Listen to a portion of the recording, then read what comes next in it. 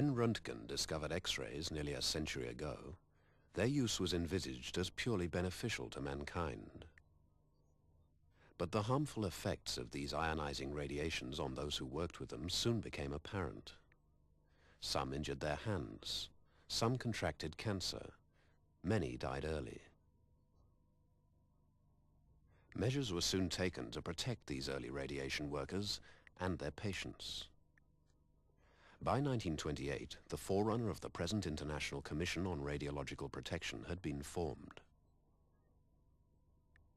But it wasn't until the development of nuclear weapons 50 years after Röntgen that the general public started to appreciate the risks associated with his discovery. In Japan, many people had personal experience of massive doses of radiation. This horrifying use of the power of the atom overshadowed the many peaceful developments, such as the medical use of isotopes.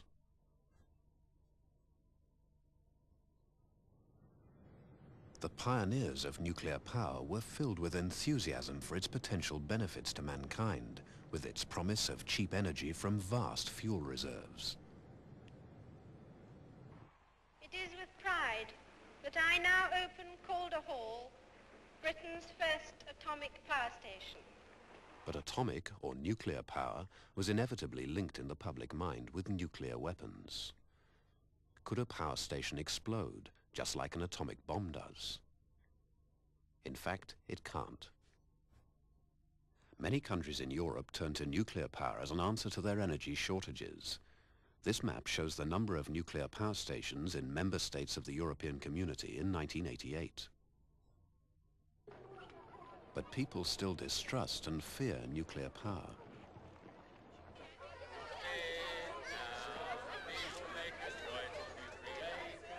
And the fear has tainted other potentially beneficial applications of ionizing radiations.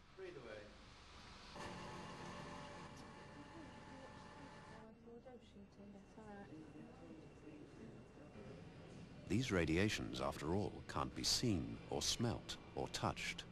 A hidden menace, people may well think.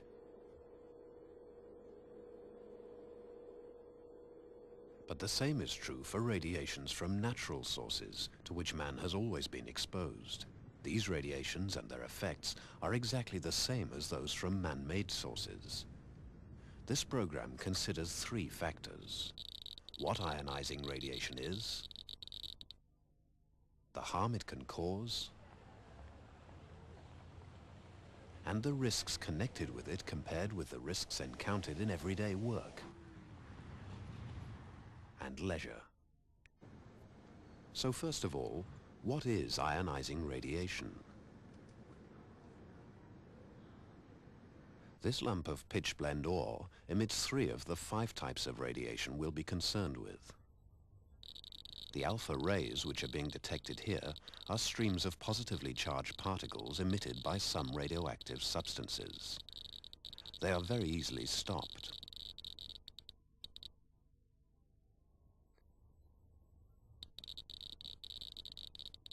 Even by a few centimeters of air. In fact, they cannot penetrate farther than the dead outer layer of the skin of the body when the radioactive source is external to the body. If the radioactive substance enters the body by being swallowed, or is allowed to enter through the skin, or is breathed in, then the alpha particles can reach important cells in organs inside the body, which of course have no dead layer of skin to protect them, and may cause injury. Beta rays are streams of negatively charged particles, called electrons. They too can be stopped comparatively easily.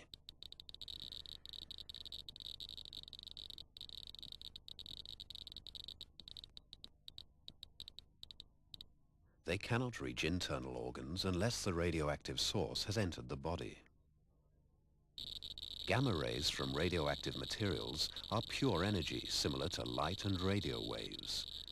They can pass through materials, and it can take a considerable thickness of lead to reduce the most penetrating types substantially.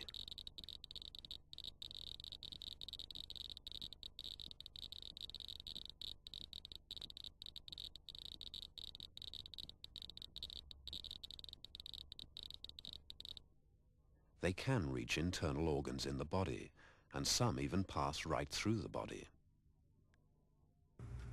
X-rays from X-ray sets are similar to gamma rays, but are usually not quite so penetrating. They too can be reduced by lead, such as is contained in this radiographer's apron. Neutrons, which are produced in abundance in a nuclear reactor, are the fifth type of radiation.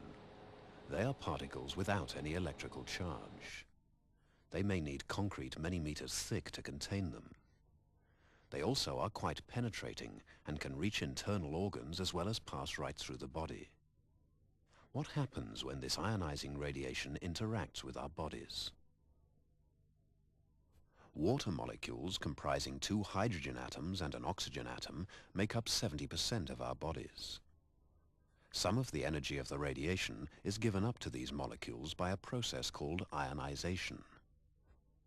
The ionized water molecules tend to split up and become very reactive. A whole chain of reactions can follow. This sometimes damages the more complex molecules in the cell.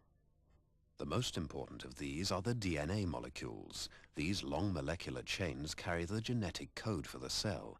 It is this which enables it to reproduce itself exactly. Damage to the DNA can be repaired completely by the cell in some cases. In others, it cannot, and the consequences can be serious.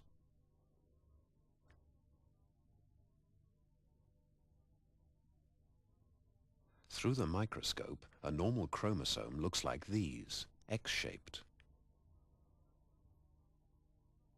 Unrepaired damage, like the examples which follow, can lead to the eventual death of the cell, or to its failure to reproduce, or to changes in the genetic blueprint which make the cell reproduce abnormally, with the possible development of cancer, though there are, of course, many other causes of cancer. Cells that divide frequently, such as the blood-forming cells of the bone marrow, and cells in the lining of the gut and in the skin, are more susceptible to radiation damage than those which divide infrequently, cells in the muscle and nervous tissue. We all have billions of cells in our bodies. Millions of them die every day in the normal course of events, and are replaced, and this has no ill effect on us. However, it's possible that the damage done to a cell by radiation may eventually appear as an injury to the exposed person. This is called a somatic effect. If the radiation damage is to the sperm or ova in the reproductive organs, the effects don't appear in the exposed person, but they may appear as abnormalities in the children or grandchildren. Hereditary effects. To measure the effects of radiation on people, we need a unit which will take into account the relative harmfulness of the different types of radiation and the amount of energy each deposits, factors which remain the same whether the radiation is natural or man-made. This unit, which is a unit of dose, is called the sievert, abbreviated to SV. Now, 1 sievert is a large dose of radiation, far more than most of us receive in a lifetime. Instead, we talk about millisieverts, 1/1000th of a sievert, and microsieverts, 1/1,000,000th of a sievert, when discussing the doses of radiation received by the man or woman or child in the street. The average annual dose of radiation from natural background, which we all receive, is in fact about 2 millisieverts. The amount of whole body radiation needed to kill someone is about 5,000 millisieverts given in a short period of time. High safety standards have ensured that in peacetime there have been very few casualties caused by severe overexposure to ionizing radiations. Chernobyl, however, was an example of what can happen when safety standards are ignored.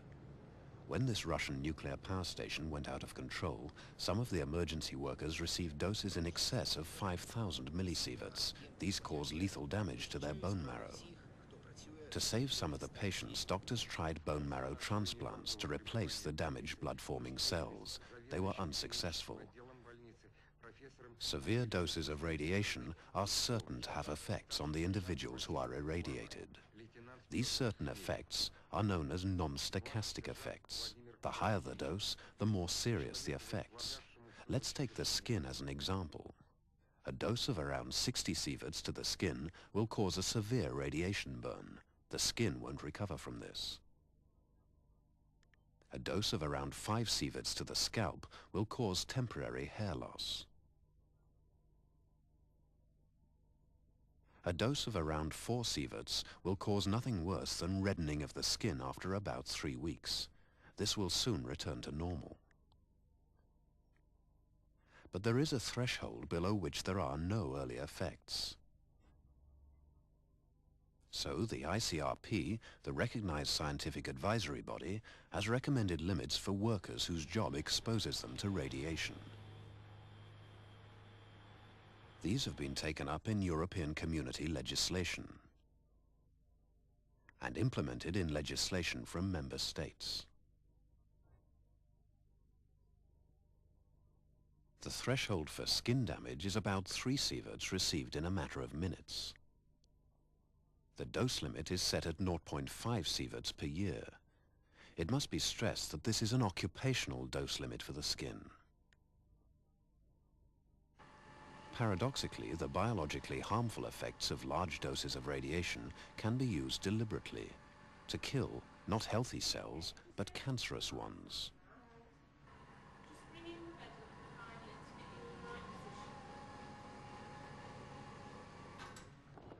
But radiation can also cause cancer in human beings. Unlike the instances we talked about earlier, it's not certain to cause cancer, it may cause it. It's a matter of chance. These chance effects are called stochastic. So what are the chances of getting cancer from a dose of radiation? We don't know precisely. Because of the difficulty of obtaining meaningful evidence from low doses, we have to work mainly from instances where people have been exposed to very large doses of radiation over a short period of time, or from experiments on animals. We can plot the data from high doses on a graph. From this collection of points, we have to extrapolate downwards to the low dose levels to which radiation workers and members of the public are exposed. We assume that the risk is proportional to the dose received. There is no threshold below which people will be absolutely safe. Even so, to reduce the risk to a level comparable with many other features of our daily life, we have to go down to dose levels which not just workers, but members of the ordinary public might receive. Again, the ICRP have made recommendations which have been taken up in European Community and member state legislation. The general ICRP recommendations exclude medical exposure from dose limits on the grounds that the benefits greatly outweigh the risks. From other man-made sources of radiation, 5 millisieverts is the recommended whole-body dose limit to which the general public may be exposed in any 1 year. The average annual dose limit over any 10 years should not exceed 1 millisievert.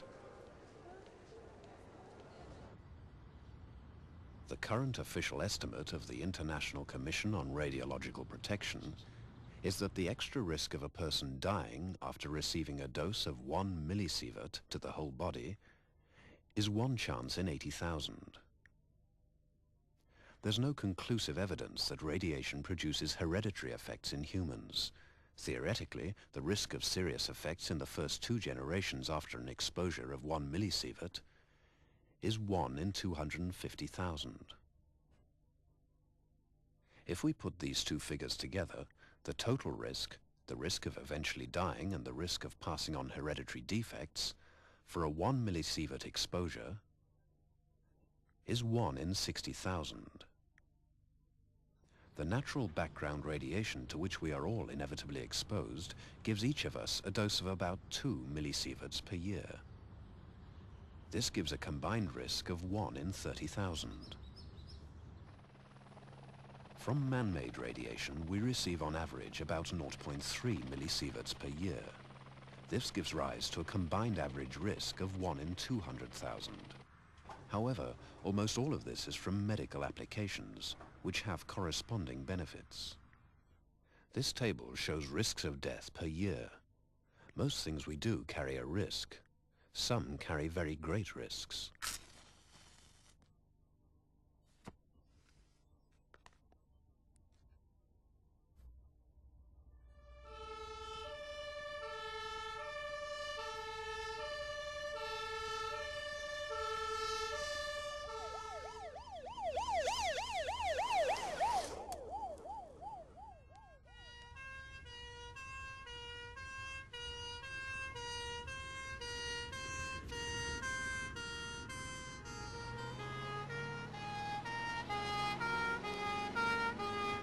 In certain jobs, the work itself can be dangerous.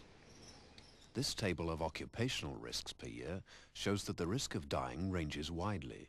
Some jobs can be 30 times more dangerous than others.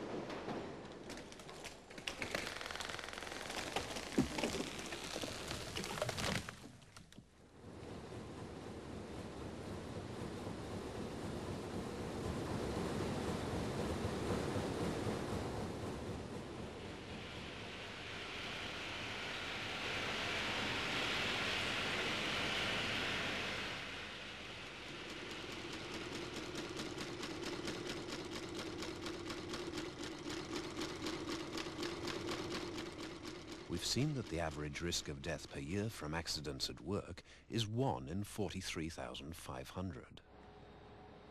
Workers in the nuclear power industry, with an average occupational exposure of 2 millisieverts per year, somewhat less than they get from natural radiation, fit in around the middle of the risk table, with a theoretical death rate of 1 in 40,000. The International Commission on Radiological Protection recommends an occupational dose limit for stochastic chance effects of 50 millisieverts per year. But very few workers get anywhere near this figure. All doses of radiation to workers and public alike must be kept as low as is reasonably achievable. Occupational exposure limits for workers are higher than those for the general public. They relate to a small, closely monitored group of workers. Our knowledge of the effects of radiation is still being extended as more information is gathered and old data reviewed. In consequence, the ICRP are currently revising the risk factors which they published earlier, possibly concluding that the risks are 2 to 3 times higher than was thought previously. If so, the implications for the present dose limits will have to be considered. To sum up, we have seen how ionizing radiation can interact with living tissue to cause changes in the body of the person who has been exposed, somatic effects, and possible changes in the person's offspring, hereditary effects. We noted that some somatic effects are non-stochastic, that is, they do not occur unless a certain threshold dose has been exceeded. For this type of effect, radiation protection is provided by keeping the doses received by people below a limit which is less than the threshold. The effect then does not occur. We also noted that other somatic effects and hereditary effects are stochastic. That is, the probability of the effect occurring increases with the dose received. And there is no known threshold dose below which the effect does not occur.